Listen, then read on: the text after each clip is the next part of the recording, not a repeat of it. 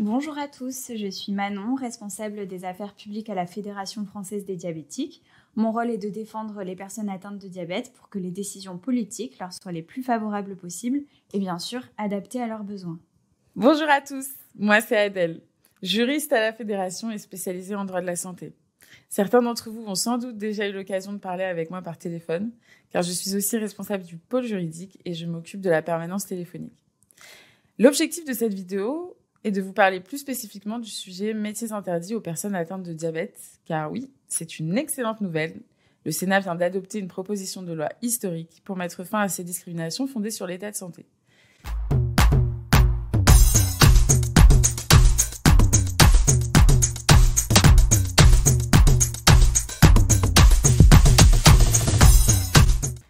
Alors Manon, est-ce que dans un premier temps, tu peux nous expliquer ce que la Fédération entend par métiers interdits ?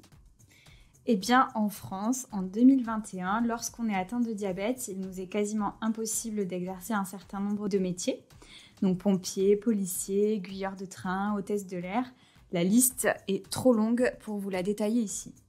Et pourtant, la prise en charge du diabète a beaucoup évolué ces dernières années, avec par exemple l'arrivée de nouvelles pompes à insuline ou capteurs particulièrement performants. Et ces innovations majeures permettent aujourd'hui de contester ces interdictions. Et nous, à la Fédération, nous voyons de trop nombreuses personnes dont les rêves professionnels sont encore brisés à cause de cette réglementation ancienne et bel et bien discriminatoire. C'est vrai que je reçois toutes les semaines des appels à l'aide de jeunes candidats. Ils se demandent chaque jour pourquoi, alors qu'ils ont réussi toutes les épreuves et qu'ils gèrent très bien leur diabète, le médecin est obligé de les assommer d'un non ferme et définitif, les empêchant d'exercer le métier de leur rêve. Il est donc plus que temps que le monde du travail s'ouvre aux personnes atteintes de maladies chroniques. Exactement, et c'est bel et bien l'objet de notre combat. Il faut non pas une interdiction par principe d'exercer ces métiers, mais plutôt une analyse au cas par cas, en fonction des aptitudes de chaque personne. Et justement, ça fait des années que la Fédération est impliquée dans ce combat. Tout à fait, et bien avant nos arrivées respectives d'ailleurs, nos prédécesseurs ont beaucoup œuvré pour lever les idées reçues et sensibiliser les responsables politiques pour faire évoluer ces règles.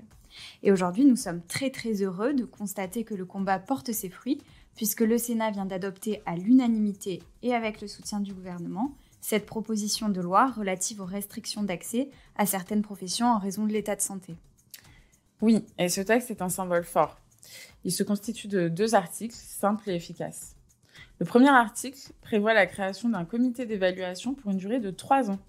Il sera chargé d'évaluer les textes qui encadrent l'accès au marché du travail des personnes atteintes de maladies chroniques. Il aura plusieurs missions concrètes, comme par exemple dresser une liste complète de tous les métiers encore interdits, faire des propositions pour actualiser les textes juridiques et améliorer l'accès à certains métiers. Le deuxième article, quant à lui, c'est le cœur du texte.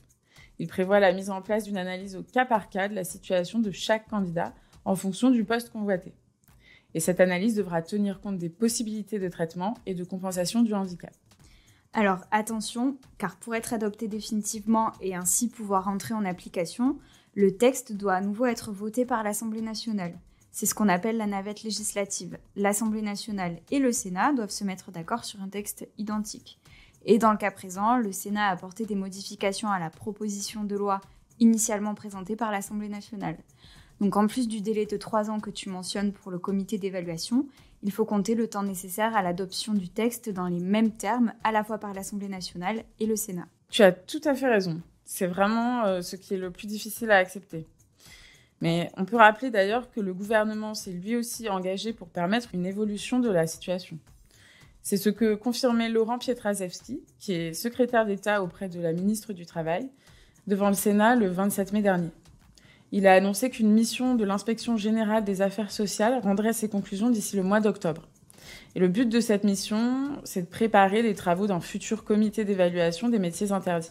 Psst, Adèle, Manon, je sais que vous êtes passionnés par le sujet, mais il faut penser à conclure là.